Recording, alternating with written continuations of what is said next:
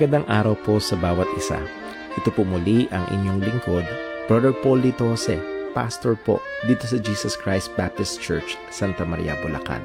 And welcome po sa ating time in the Word.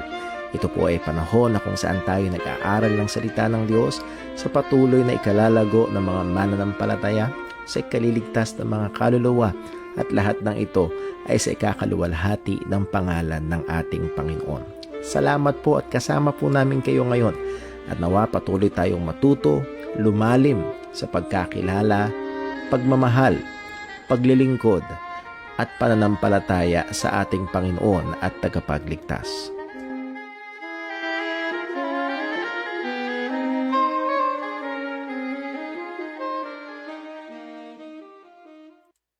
Purihin po ang pangalan ng Panginoon. Welcome po muli sa ating time in the Word. Tayo nagpapatuloy sa biyaya ng Diyos sa ating pag-aaral, particularly patungkol sa doktrina ng banal na spirito, and ating tinatalakay ang napakahalagang paksa with regards to the gifts of the Holy Spirit.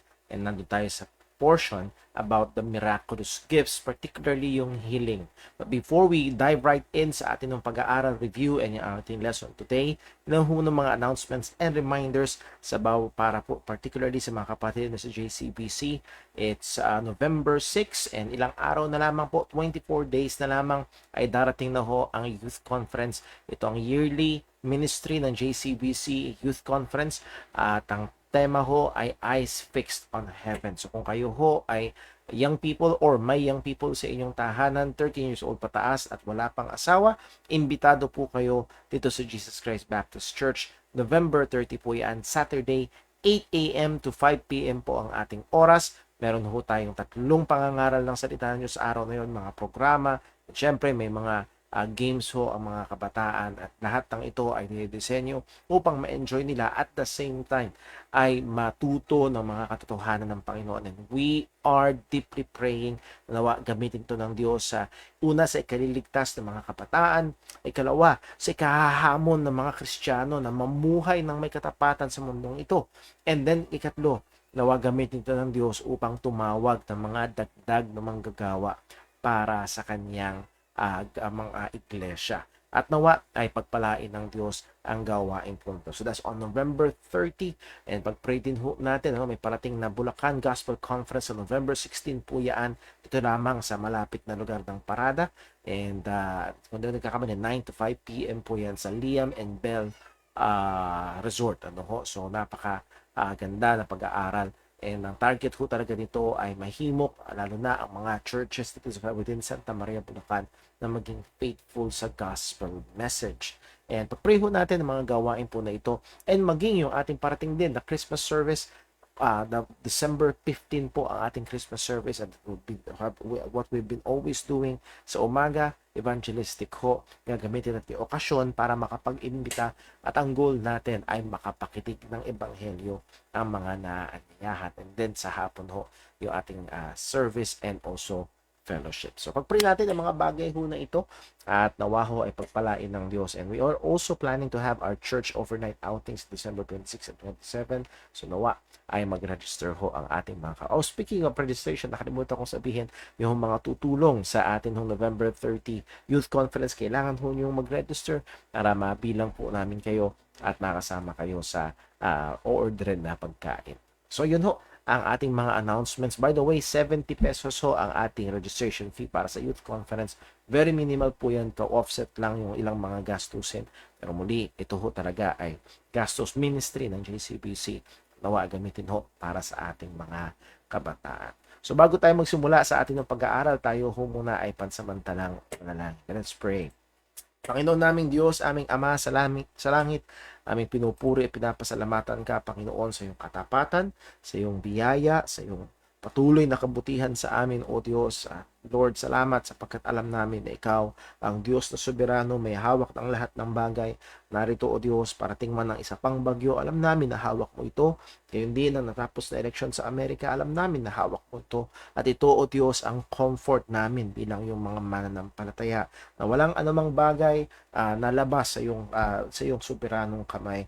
Kaya Panginoon, tulungan mo kami na tumiwala sa iyo anumang aming kalagayan at maging sa amin pong buhay pananampalataya, alam namin o Diyos na ikaw ang patuloy na nagsusustento sa amin. Salamat sa napakarami mong biyaya. Hindi lamang spiritual, kundi maging sa mga pisikal at material na bagay, o Diyos, lahat doon. Hindi lamang ang sapat, kundi sagana. At tulungan mo nawa kami, Panginoon, na maging mabuting katiwala sa mga bagay na ito. At amin pong hinihiling ngayon sa daling ito, o Diyos, siyasatin mo kami sa anumang mga kasalanan na aming nagawa laban sa iyo.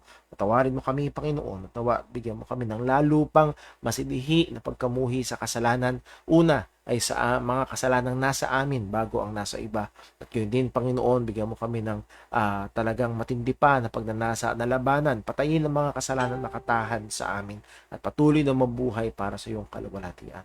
Lord, iyong inutos sa amin na lumalim pa kami sa pagkakilala, sa pagkaalam ng iyong katotohanan.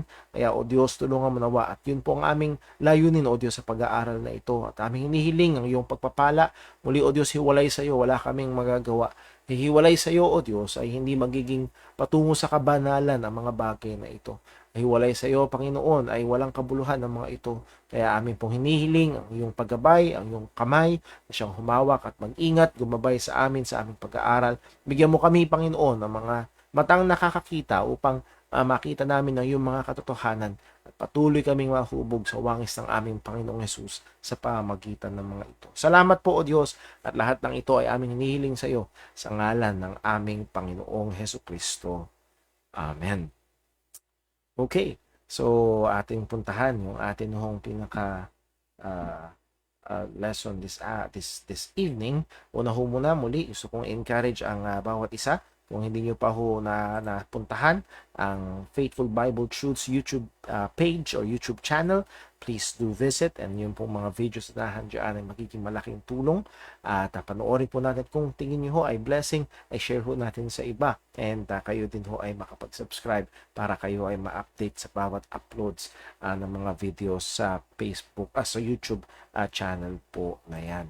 So dako ho tayo sa ating lesson about the Holy Spirit. This is lesson number 24, particularly about the gifts of the Holy Spirit. At kung nyo naalala, ito yung prinsipyo na napakahalaga nating tandaan. The gifts of the Spirit are exercised under the rule of the Word of God. So hindi pwedeng paghiwalayin ang ministry ng salita ng Diyos at ang pag-exercise ng mga kaloob ng banal na Espiritu. And ito ang nagiging malaking problema at red flag sa maraming mga nagkiklaim ng miraculous gifts ng Holy Spirit. Most of the time, not every time, but most of the time, their ministries, their teachings, their doctrines are departing from or apart from the Word of God. Hiwalay sa salita ng Diyos. So, dun pa lang ay maliwanag na ito na babala at hindi na dapat bigyan ng pansin. The gifts of the Holy Spirit were never used apart from and more so contrary to God's revealed will. Pag tignan natin ang talata sa salita ng Diyos, even particularly sa New Testament when the apostles or believers manifest those spiritual gifts, even those miraculous gifts, itong lahat ng ito, particularly ang office ng mga apostles, ito ay to give credence doon sa message na dala-dala nila. So again, itong mga gifts na ito, itong mga miracles na ito ay para magbigay credential, magbigay patotoo na ito nga mga apostles ay official revelation bearers dahil ang mahalaga ay yung mensaheng dala-dala and not the miracle itself. Now, ito ho yung table. Kung gusto yung screenshot, ito yung magiging maaaring malaking tulong. Ito yung mga list, mga passages sa New Testament na kung saan we were given a list of this spiritual gifts. Now, some observations, kung naalala niyo, no list is meant to be exhaustive. So, merong mga list na nasa 1 Corinthians, na wala sa Romans, na nasa Ephesians, na wala sa 1 Peter, and vice versa, and so on. So, again, no gifts are meant to be exhaustive. The order of the gifts varies, pero pagkakaiba-iba. So, that means hindi yun hierarchy. And muli, yun nga yung problema sa 1 Corinthians o sa Corinth, kung naalala, kung ba, pag binasa nyo ang Corinth, sila ang naglalagay ng hierarchy doon sa mga gifts. At therefore, merong unwarranted na mababang pagtingin sa sarili, low esteem, and then also meron din unwarranted na overestimation ng sarili because of the gifts na meron sila. So muli, yung order ng gifts ay nagva-varies. And then next, the list makes the supernatural and more ordinary or natural gifts. Muli, ang concentration ng marami ngayon na nagha-highlight nito ay yung mga supernatural. Pero pagdating doon sa mga list, ito ay magkakahalo. God is equally involved. Ito yung isa sa mga napakahalagang katotohanan in both types of gifts. No undue exaltation or downgrading of the other. So, hindi lamang doon sa mga miraculous gifts, dun sa gifts of healing, hindi lamang dun involved ang Panginoon, kundi yung same nakapangyarihan dun sa gifts of healing, it's the same power dun sa gifts of teaching or gifts of giving na sinabi sa Romans chapter 12. So, muli ho ay maganda na ma-retain sa atin yun, not to give undue exaltation or downgrading of any of these gifts. Number 4, the permanence and impermanence of some of the gifts must be determined by the total witness of the New Testament. It doesn't mean na basta nabanggit doon ay okay na, settled na, dapat laging meron. It doesn't mean that way. Anong dapat approach? What's the use and function of the gifts according to the giver of the gifts? Para saan ba ito? Ano ang layunin? Ano ang purpose? Bakit nag-i-exist? And ito ay hindi manggagaling sa atin kung hindi manggagaling doon sa nagbigay ng gifts. So, dapat i-consider ang total witness, particularly ng bagong tipan. Number 5, gifts are not necessarily indicative of the person's spiritual condition. So, muli, sa 1 Corinthians, ay nahandoon ang matinding problema sa church na kahit na very gifted yung ilan, ay very immature pagdating sa pananampalataya. Number 6, our description of the gifts must be oriented to what it does to others, particularly the church, rather than to self. So muli, gifts are not for self-gratification or personal display or glory. It is for the edification of the church. And muli, if we will be observant sa mga maraming mga charismatic and Pentecostal groups, ay merong undue exaltation ng kanilang mga leaders, mismo. So muli ay nakakakaba at isang malaking red flag na agad ho yun kapag yung mga quote-unquote miracle workers ang naitataas at hindi ang Panginoon. Number 7, gifts may have varying degrees of quality and effectiveness. Again, the Holy Spirit, as Paul said, distributed gifts severally to everyone, to every man, again to believers, severally as he will. So ang Diyos ang nagtakda, ang banal na spirito, kung sino at kung gaano karami, anong mga sabihin nating varieties of gifts ang ipinagkakalob niya sa isang tao. And kahit na may same gift of teaching, parehong pag pinakinggan mo, blessing ang pagtuturo nila. So let's say na parehong may gift of teaching, even in their exercise of those gifts ay merong pagkakaiba because nahandoon din yung pangangailangan na ito ay i-stir up, i-develop, and meron talagang mga variety. So muli, bawat bahagi ng katawan ay kailangan natin. Description of gifts, we can generally categorize itong mga gifts na pag-aralan natin nakaraan sa tatlong categories: supernatural, miraculous, official gifts, and natural, ordinary. Supernatural and miraculous, like the healing gifts, speaking of tongue gifts. Official gifts, ito yung mga offices, particularly pastors and deacons. And then more natural gifts, like gifts of giving, or teaching, and so on. So muli, ay ikakategorize sa atin sa tatlo. And then, dito natin sa ilalim ng tatlong kategory ito natin pag-aaralan. So, ang una is supernatural miraculous gifts. Sinimulan natin ito sa gifts of healing. At actually, di pa rin tayo aalis dito ngayong gabi sapagkat ito ay napakalaking bagay. Ito ay madalas na nai-encounter, napapanood, almost walang wala sigurong araw na walang programa sa telebisyon o sa radyo ang mga miracle workers. Napakasipag nila pagdating sa mga quote-unquote pangangaral, lalo na sa mga bus na doon ang paghihingi ng donasyon, and so on and so forth. So muli ay kailangan nating bigyan ito ng matinding pansin. Now, kung una natin kailangan sabihin na yes, meron talagang gifts of healing. Maliwanag ito sa salita ng Diyos. We are not denying na meron talaga sa Bible na gifts of healing. 1 Corinthians 12 verse 9. To another, faith by the same Spirit. So again, yung Spirit, ang tinuputol ni Apostle Paul, ang Spirit ang nagbibigay at binigyan niya daw yung isa ng gift of faith. Again, it's not the faith-saving faith, kundi ito ay may kinalaman sa service. So, in a way, kung paano ito magiging pagpapala sa buong iglesia, pero hindi yun ang punto. To another, the gifts of healing by the same Spirit. So, yung nagbigay ng gift of faith is the same Spirit na nagbigay ng gift of healing. So, again, ang question ay hindi, meron bang gifts of healing? Meron talaga. Malinaw yan sa salita ng Diyos at ibinibigay ito ng banal na Espiritu.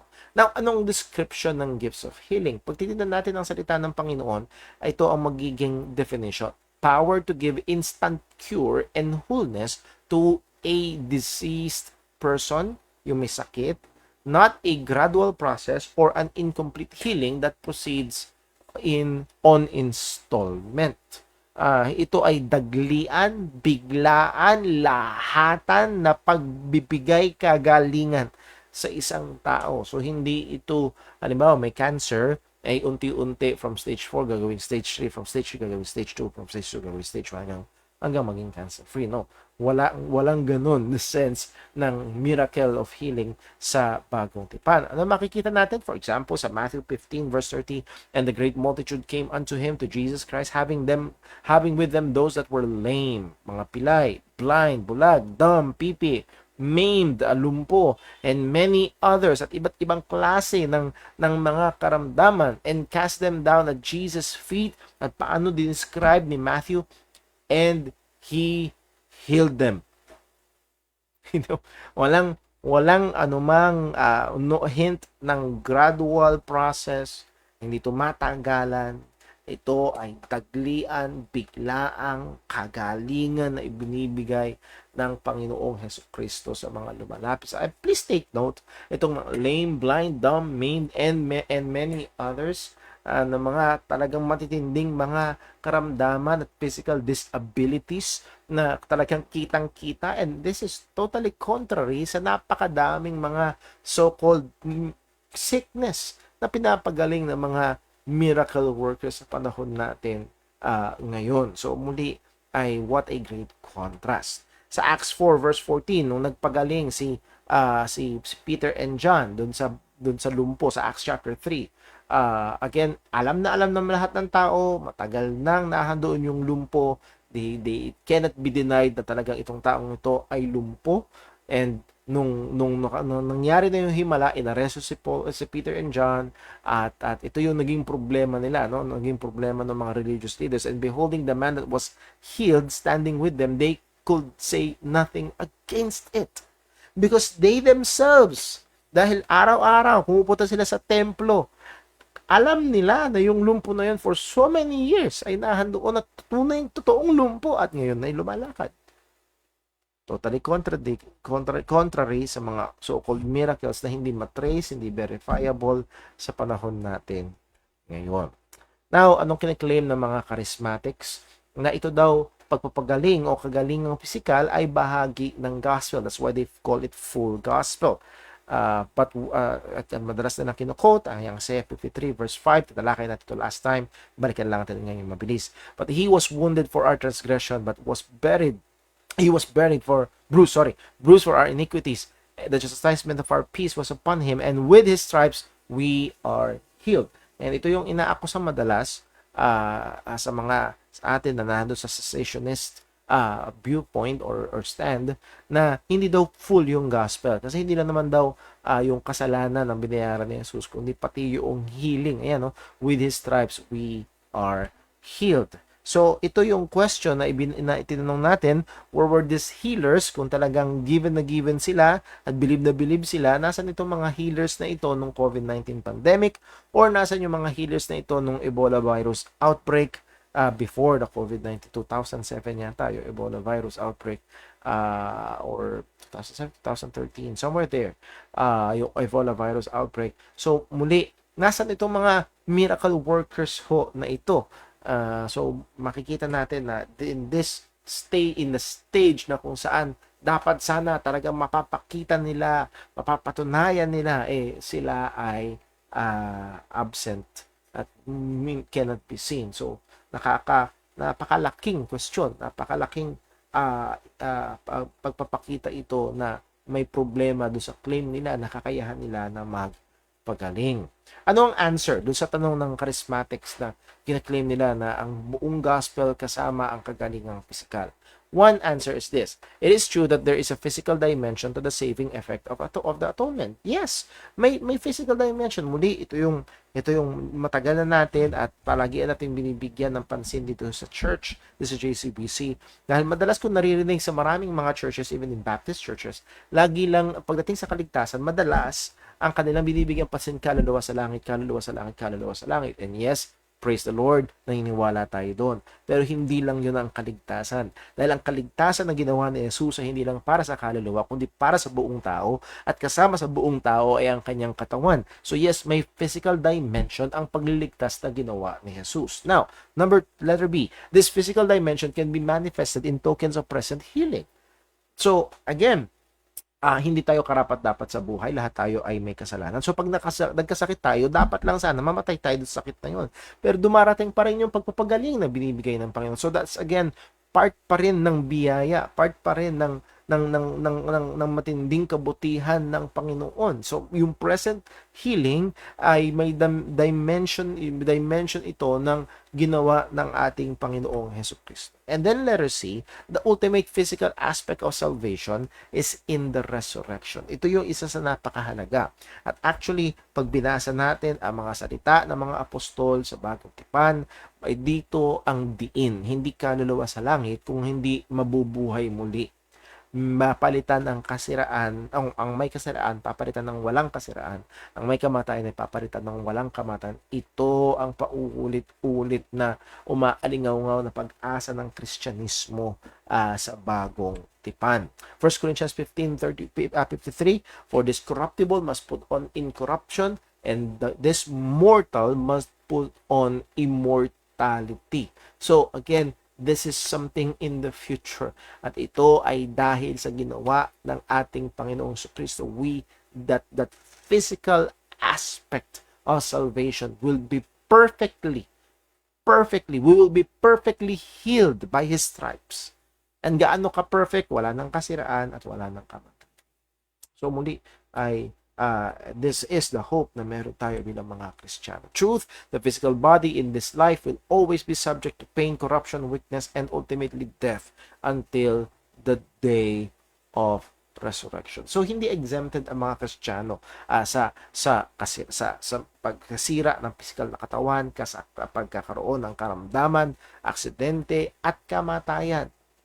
Bahagi doon. At pag binasa natin ang language ng Bagong Tipan, ay ito'y ina-assume ng salita ng Panginoon. So tingnan lang natin. Masabi sa 2 Corinthians chapter 5, verse number 4. 2 Corinthians 5 verse 4. Anong sabi?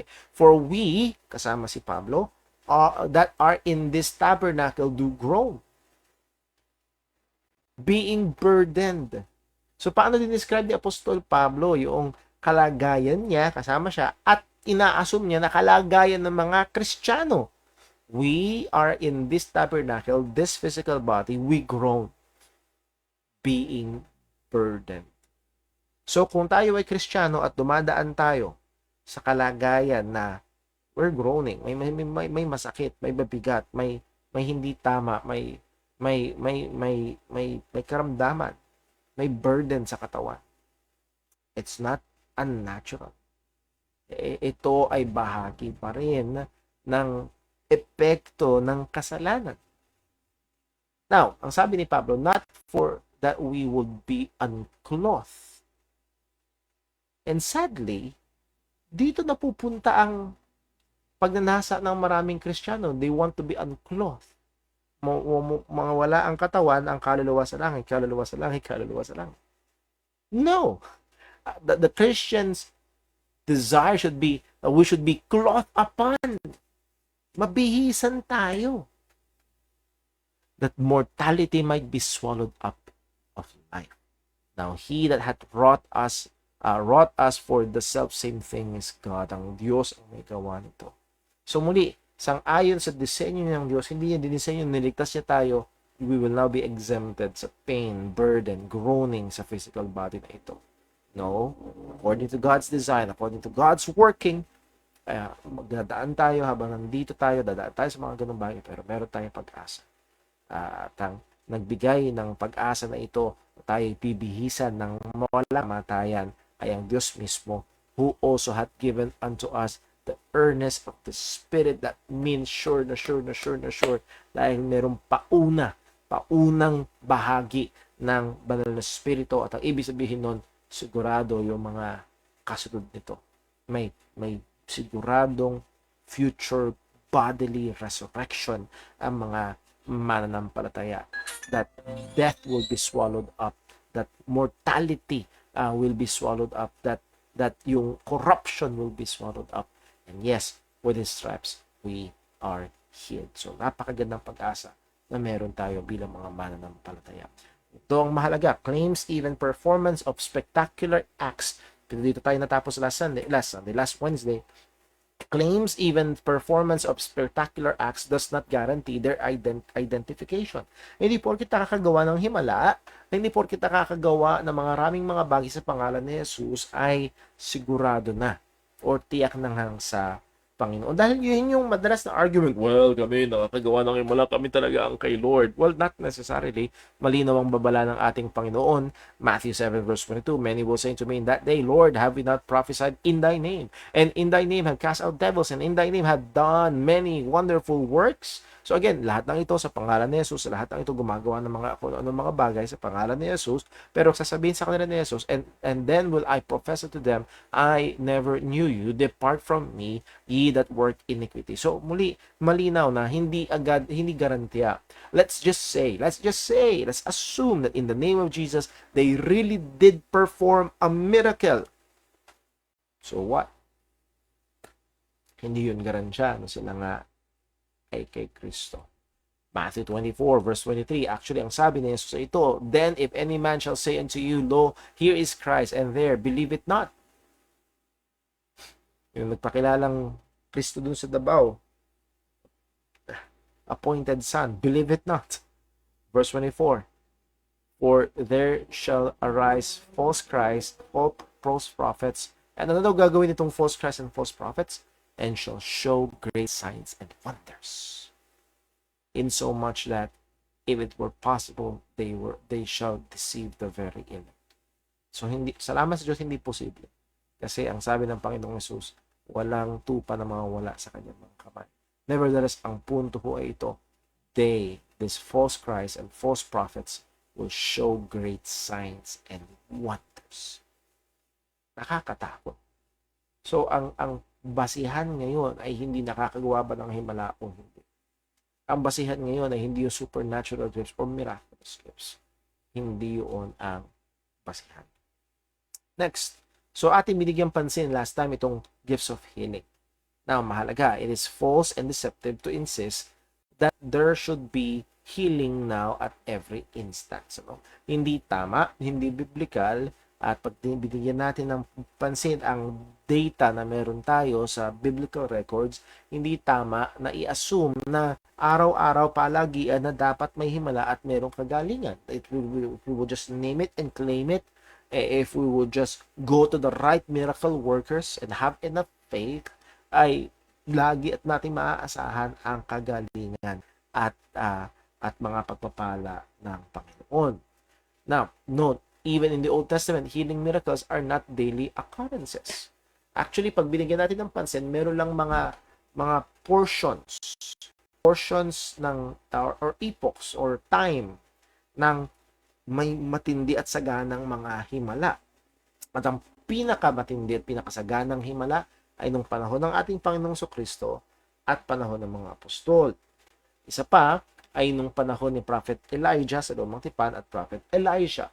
Nung panahon ni Moses, pinakita doon sa Egypt. So again, these are very few and even far between na mga miracles. Makikita ho natin na even sa New Testament, pagdating sa time ng mga apostol, if we will listen to the writings ng mga apostol, hindi nila inaasahan na, as we will see a little bit later, na talagang laging dapat may miracle. So tingnan natin, tuloy natin. Ano ba ang biblical data? Letter A, in the letters of the New Testament, very little is said about healing.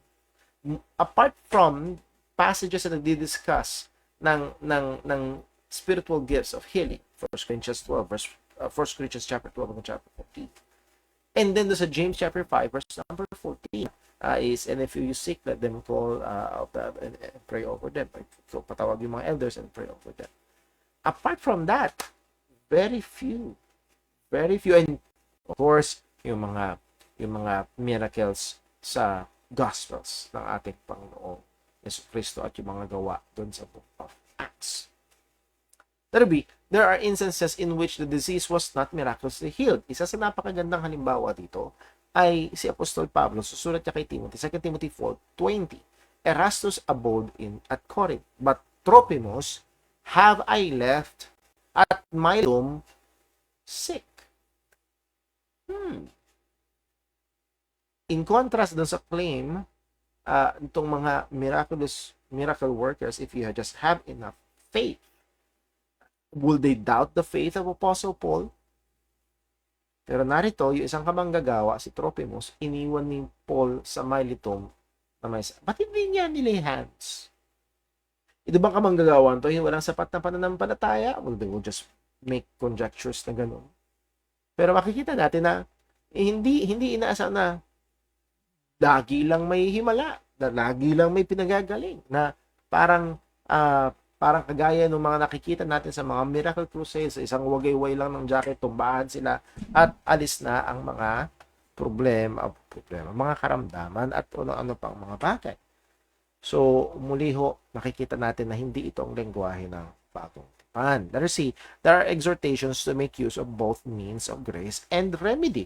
Merong mga pagsasabi na meron kayo dapat gawin, meron dapat pag-iingat, or meron dapat i-take or inumin para ikabuti ng kanyang katawan. For example, si Pablo, sinabi niya kay Timothy sa 1 Timothy 5:23, drink no longer water but use a little wine. Bakit daw? For thy stomach's sake and thine often infirmity. So here is the protege of Apostle Paul, si Timothy.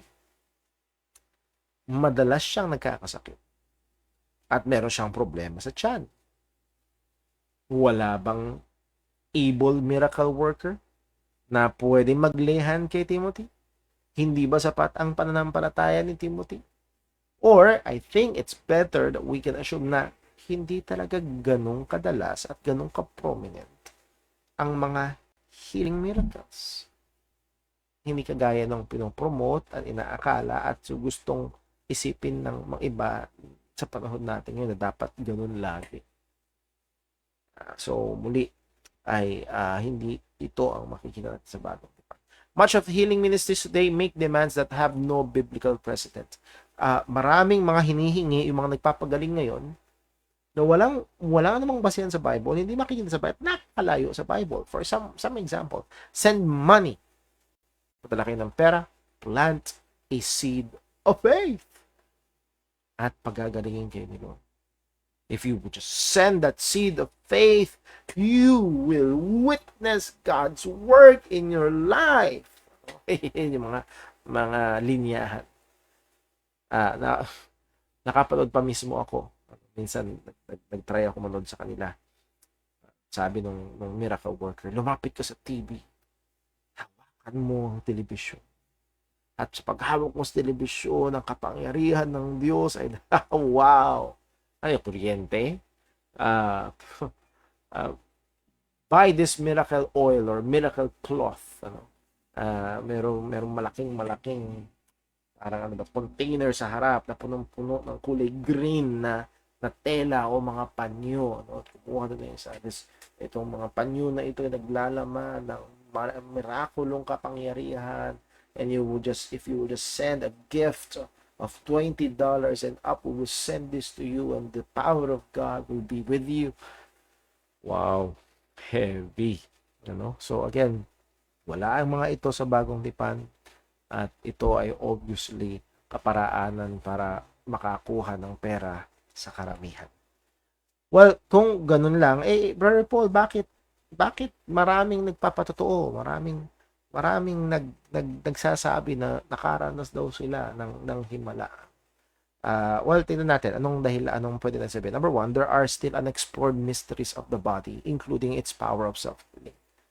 Again, hanggang ngayon, for thousands of years, pinag-aaralan ng mga doktor ang katawan ng tao. Hanggang ngayon, na nadidiscover pa rin ang mga tao, mga espesyalista, mga dalubhasa, patungkol sa self-healing na kayang gawin ng katawan ng tao. Now, again, we're not denying na nagpapagaling pa rin ng Diyos. We're not denying that. God still performs miracles. What we're saying is, hindi ito sa pamagitan ng mga quote-unquote miracle workers or healers.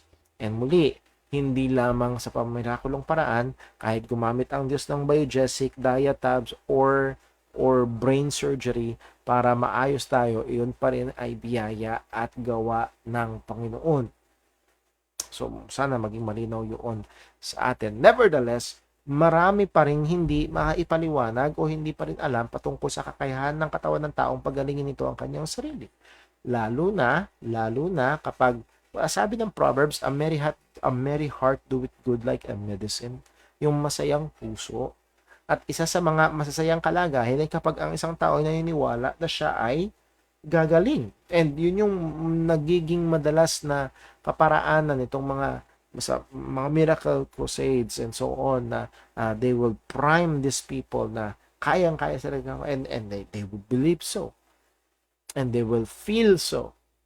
Because they're so hopeful, ay madalas nagkakaroon ng maaaring magkaroon ng epekto talaga sa katawan na nakakabuti, or minsan ay nadadaya nila yung kanilang sarili because they want really to believe ito ay magaling na. Meron pang ang case, pwede nyo i-search nyo ito, i-research nyo ito. Naniwala siya na sa isang miracle worker na napagaling na siya sa cancer. Hindi siya nagtuloy sa treatment. After ilang months, namatay dahil sa cancer. So, again, sinabi, magaling ka na. Kinlame niya, magaling na daw siya. Pero namatay pa rin dun sa karamdaman. Number two, many cases involve outright deception. Maraming mga pagkakataon na talagang itong mga supposedly miracles ay talagang hindi pandaraya talaga. For example, unverifiable diseases. Kaya yung sinabi ko natin kanina, kumpara doon sa pinapagaling ni Jesus, mga pilay, lumpo, bulag, pipi, na alam talaga ng mga tao na may karamdaman, ay madalas mga anonymous na mga tao na may karamdaman na hindi makita, may sakit daw sa kidney, may sakit daw sa liver, may migraine, and so on and so forth. Mga bagay na hindi kayang patunayan, hindi nakita, and then kiniklaim at sinasabing sila ay kumaling na. Unverifiable. Number next, untraceable persons healed. Nagkiklaim sila.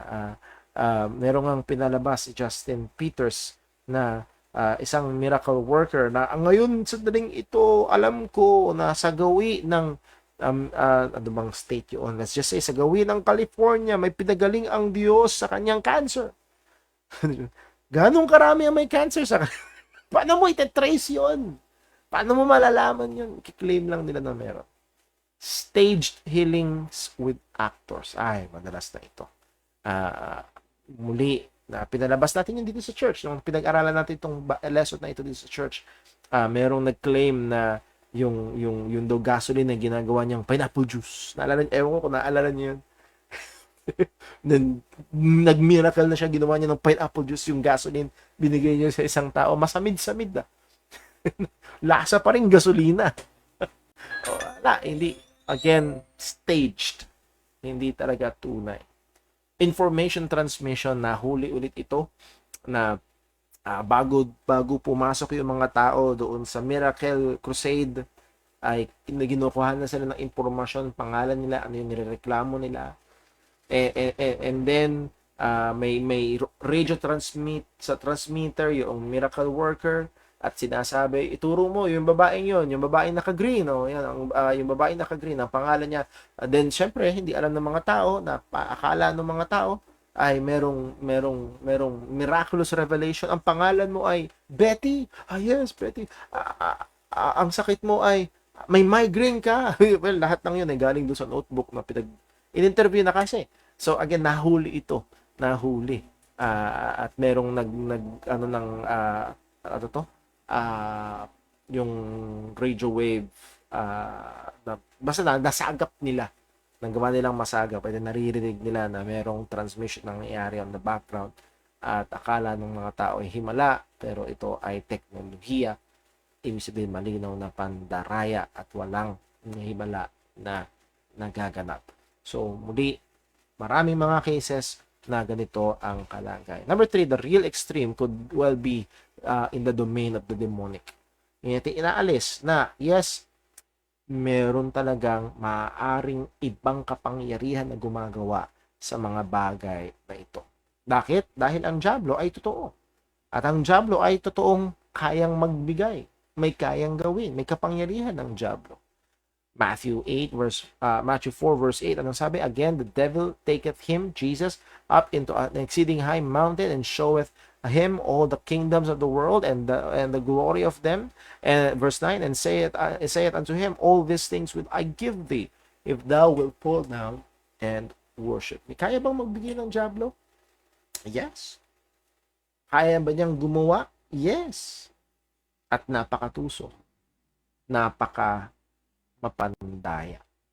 2 Corinthians chapter 11 verse 13, for such as false prophets, deceitful workers, transforming themselves into the apostles of Christ. They will claim the name of Christ, they will use the name of Christ, and no marvel, for Satan himself is transformed into an angel of light. So, very, very careful. Some extremes ay talagang may kapangyarihan nga, pero hindi galing sa Diyos, galing sa diablo. Number 4, how do we explain these healing miracles today? A deceptive miracle can be God's test of the hearts of those who truly fear God. Bakit natin nasabi yan? Maaaring ito ay paraan ng Diyos para subukin ang mga puso ng mga tao na nagpapakilalang mananampalataya, o kung talaga may takot talaga sila sa Diyos. Kasi ginawa na ito ng Panginoon. Sabi sa Deuteronomy 13 verse 1, if there arise among you a prophet or a dreamer of dreams, and giveth thee a sign or a wonder. Na meron daw prophet, nag-prophesy siya, na meron daw siyang panaginip, sinabi niya. Ang sabi sa verse 2, and the sign or the wonder came to pass, whereof he spake unto thee, saying, us go after other gods, which thou hast not known, and let us serve them. Okay? Ang punto ito, nakagawa ng himala, nakagawa ng legit na himala. Nakapanghula siya, may nagawa siya na talagang mamirakulo. Pero, ang sinasabi niya, ang tinuturo niya, inaakay niya ang tao hindi sa tunay na Diyos, kundi sa ibang Diyos-Diyosan. Anong sabi sa verse number 3? Thou shalt not hearken unto the words of that prophet or that dreamer of dreams, for Lord your God proveth you to know whether ye love the Lord your God with all your heart and with all your soul. So muli, ito yung babala sa kanila na may mga pagkakataon na ito ay maaaring pagsubok mula sa Panginoon. Kung tayo ba ibibitiw sa katotohanan at kakapit sa mahimala na mga kagilagilalas na bagay, o tayo tatangan sa katotohanan at hindi susunod doon sa mga kagilagilalas na bagay. So, narito ang katotohanan. Our primary concern is not miracles but truth. Primary concern ng mga Kristiyano to, hindi mirakulo, kung hindi katotohanan. At ito ay mahalaga. Bigyan natin ng konting aplikasyon. Ito ay mahalaga lalo na Particularly dahil ang ating bansa ay isang mahirap na bansa. We are a third world country at marami sa ating mga kababayan ang hikahos. Mahirap ang kalagayan at yun, mahirap ng kalagayan, nagkaroon pa ng karamdaman. At may mga pagkakataon na dahil nagmerong karamdaman, almost in a move of desperation, sige na nga, subukan natin ito. Kahit na alam nila na talagang ang tinuturo, ang pananampalataya ay mali, taliwas sa salita ng Panginoon, ay sisigi sila just for the sake of himala or solusyon doon sa physical na kalagayan. I'm not belittling. Sana ho, huwag yung marinig na, huwag yung isipin na maliit natin yung mahirap at masakit na kalagayan. Pero ang sabi ng salita ng Diyos, huwag kayong susunod sa kanila kung kayo ay inaakay sa ibang Diyos. Kung kayo inaakay sa kasinungaling, huwag kayong susunod. Huwag kayong susunod. Our primary concern is not miracles, but truth. Any miracle or supernatural that is separate from and contrary to the truth of God is not of God. So, ang ating unang bibigyan pansin ay yung bang katotohanan ay dala-dala nila. Some reflections bilang mga mananampalataya. Number 1, we must be cautious about the widespread deception today of healing miracle crusades. Maging mapagbantay tayo. Maging maingat tayo. If this were all true, Christians should be the healthiest sick-free group of people. Kung totoo lahat ng claim na ito, pagkakaguluhan sila ng media. Hindi nila kailangan magbayad, lagi silang laman ng balita. Kung totoo. At mga kapatid, panahon na ng cellphone ngayon. Halos lahat ng tao meron ng camera. Bakit hindi na nire-record? Bakit? So muli, ito ay napaka let's be very cautious itong widespread ng mga miracle claims na ito. Number 2, the church has a standing ministry to pray for and minister to those who are sick. Sabi nga sa James chapter 5 verse 14 is any sick among you, again among believers, anong daw? Let him call for the elders of the church and let them pray over him, anointing him with oil in the name of the Lord. Now, wag niyo isipin na may magic doon sa oil. Yun yung madalas na nangyayari. It's a medicinal effect. Ang oil ay madalas at matagal na ginagamit with a medicinal value. So, hindi nile-neglect yung medicinal value. Pero nahandoon, even the use of medicine, it's in the name of the Lord. It's calling on the Lord. It's upon the mercy of God pa din. So, we have, as a church, ay meron tayo, we should minister doon sa may mga karamdaman. Primarily, to pray for them. Number 3, we need to always recognize God's hand in the healing of diseases, whether they come about miraculously or medically. Lagi natin, as medyo nahagyan natin kanina, ano man yung paraan na gumaling ang isang tao, ito man ay dumaan sa medisina at mga usual na paraan na nakikistan natin, or ginulat tayo. Meron akong nakausap minsan talagang nakaschedule na ooperahan, and the hour, yung oras bago yung operasyon, in-MRI ulit siya or CT scan ulit siya, nakita na wala na yung bara sa puso, hindi na siya kailangang operahan. So again, nandun yung claim nila at yung pamilya na ito'y himala mula sa Panginoon. It may be so. Muli ay hindi natin dapat ikategorya na yun lang yung pagpapagaling ng Diyos. No. Kung niloob man ng Diyos na sumalang siya under the knife, ika nga sa operasyon, at gumunhawa at gumaling at bumuti siya, yun pa rin ay bigay at gawa ng Panginoon. So Job 1:21, Job 1:21, ang sabi ni Job, naked came I out of my father's womb, the naked shall I return thither, the Lord gave, the Lord had taken away, blessed be the name of the Lord. Kung yung naalala yung kwento ni Job, teka muna, hindi ba may mga Sibians? Teka muna, hindi ba merong mga Chaldeans? Merong malakas na hangin, merong apoy. Bakit the Lord? So dito makikita natin na sa mata ni Job na kahit na merong mga means, kaparaanan, nahandog pa rin ang kamay ng Diyos sa lahat ng bagay. Number 4, sickness and death are reminders that our final hope is in the resurrection and not in this earthly life. Magandang paalala ho ito. Ang ating pag-asa ay hindi sa buhay na ito, kung hindi sa muling pagkabuhay na ipinangako sa atin. 2 Corinthians 5:1, for we know that if our earthly house of this tabernacle were dissolved, we have a building of God, and a house that made with hands, eternal in the heavens. We know. This is the comfort. This is the comfort ng mga mananampalataya.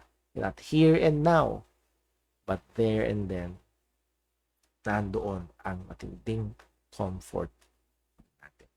Dito tayo matatapos ngayong gabi.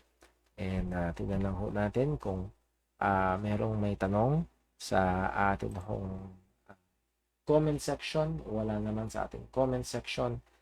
Sa ating messenger. Wala rin namang sa messenger, sa text message, si Brother Boy nag-text, possible ba na ang hindi talaga born again ay kakitaan ng tila gifts at fruits of the Holy Spirit? Well, actually, yun lang talaga ang makikita sa hindi born again, tila gifts. Pero imposible magkaroon ng gifts of the Holy Spirit ang hindi born again, kasi pag hindi born again, wala ang Holy Spirit, walang gifts.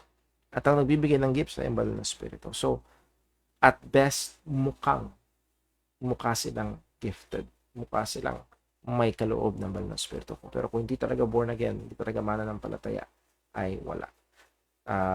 Number next, possible ba naligtas ang mga nagnenegosyo using the Word of God, miracle healing? Paano ang mga nag-oobliga ng ikapo? Muli ho, ang pangunahin, ang papangyarihan ng Diyos sa kaligtasan ay walang iba kung hindi ang Ebanghelyo. At ang isang taong makasalanan, gano'n man kagrabe, ay pwedeng maligtas sa pamamagitan ng Ebanghelyo ng ating Panginoong Kristo. Now, pwede bang mahulog sa kasalanan ng isang totoong Kristiyano? Yes. Pwede bang mahulog sa grabing kasalanan ng isang tunay na Kristiyano? Yes, pwede po. Pero ang isang marka ng isang tunay na Kristiyano ay nagsisisi sa kasalanan at hindi siya nagpapatuloy doon. Kaya nga ho, nandoon yung paalala sa ating salita ng Diyos na we should go out of our way to call back, to call to repentance. At ang isang unang kailangang i-check ay yung kanilang paniniwala about salvation. Do they believe in the gospel? Again, wala man itong mga bagay na ito, pero kung palyado pagdating sa Ebanghelyo ay walang usapan ng pagiging Kristiyano kung palyado ang Ebanghelyo. And then tinanong din sa bandang huli, paano yung nag-uubligan ng mga ikapo? As testified ng ating kapatid na nangangaral din sa church, Brother Darren, for more than a decade siya mismo ay naniniwala, nag-hold at nagtuturo ng obligadong pag-iikapo. Ligtas siya nun. Hindi siya naligtas nung nakita niya na hindi pala obligado. So it's possible na malagay sa maaaring may mga maling katuruan or may mga maling kasanayan na ituro, na mana ang isang tunay na Kristiyano. Pero again, bahagi nga ho sa buhay Kristiyano ay sa paglago ng buhay Kristiyano ay paglago sa kaalaman. Now, kung ang question ay kung alam niya ng mali, nagpapatuloy siya doon, yun ay malaking panganib. Kasi ayon sa 1 John, ang mga nagpapatuloy sa kasalanan, ang mga tunay na anak ng Diyos ay hindi nagpapatuloy sa kasalanan. Kaya nga, ang ating obligasyon, kung nagpapakilala silang mananampalataya, ay tawagin sila sa pagsisisi. Okay, so I hope na tayo ho ay patuloy na lumago pa sa pananampalataya at lalo pa maging mapagbantay. Again, I think ito ay malaking-malaki sa ating bansa dahil nga maraming mga kababayan natin ay sa mahirap na kalagayan at madali silang mabiktima ng mga ganito dahil sa mahirap na kalagayan. Pag-pray natin, patuloy na mahabag sa atin ng Panginoon at patuloy tayong maging masipag sa paghahayag ng Ebanghelyo. And yes, may pangako ang Diyos sa physical na aspeto ng kaligtasan na kanyang pinagkakaloob sa atin. Tayo ho ay magsara sa ating pananalangin. Let's pray. Panginoon naming Diyos, aming Ama sa langit, maraming salamat po sa biyaya mo. Salamat sa pag-asa na meron kami kay Kristo.